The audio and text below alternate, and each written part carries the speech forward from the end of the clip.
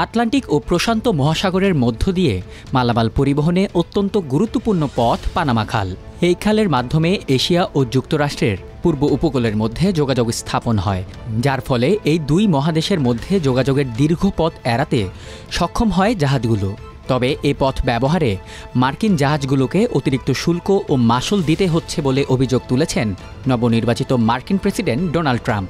অন্যায্য অর্থ আদায়ের তীব্র সমালোচনা করে খালটির নিয়ন্ত্রণভার ওয়াশিংটনে ফিরিয়ে নেওয়ার হুমকিও দিয়েছেন তিনি। যুক্তরাষ্ট্রের স্থানীয় সময় ২১ ডিসেম্বর সন্ধ্যায় নিজের সামাজিক মাধ্যম ট্রুথ সোশ্যালে একটি পোস্টে এ হুমকি দেন ডোনাল্ড ট্রাম্প, যেখানে তিনি এই খালকে ঘিরে চীনের ক্রমবর্ধমান প্রভাব নিয়েও উদ্বেগ প্রকাশ করেছেন। ট্রুথ সোশ্যালে দেওয়া এক পোস্টে নবনির্বাচিত এই মার্কিন প্রেসিডেন্ট বলেন, আমাদের নৌবাহিনী ও বাণিজ্যিক জাহাজগুলোর সঙ্গে খুবই অন্যায্য ও অন্যায় আচরণ করা হয়েছে। পানামা যে ধরনের ফিস নিচ্ছে তা হাস্যকর। আমাদের দেশকে ঠকানোর এই প্রক্রিয়া শিগগির বন্ধ করতে হবে।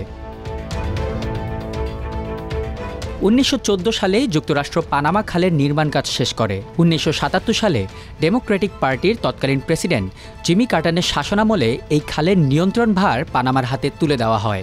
১৯৯৯ সালে খালের পূর্ণ নিয়ন্ত্রণ গ্রহণ করে মধ্য আমেরিকার দেশটি।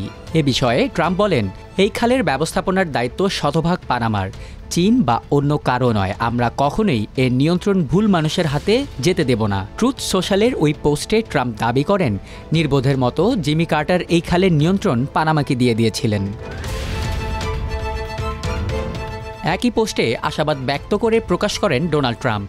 তিনি বলেন, পানামা খালের নিরাপদ, উপযোগী ও নির্ভরযোগ্য কার্যক্রম অব্যাহত থাকবে, অন্যথায় বিনা বাক্য ব্যয়ে এই খালের পূর্ণ নিয়ন্ত্রণ ওয়াশিংটনের কাছে ফিরে দেওয়ার আহ্বান জানান তিনি।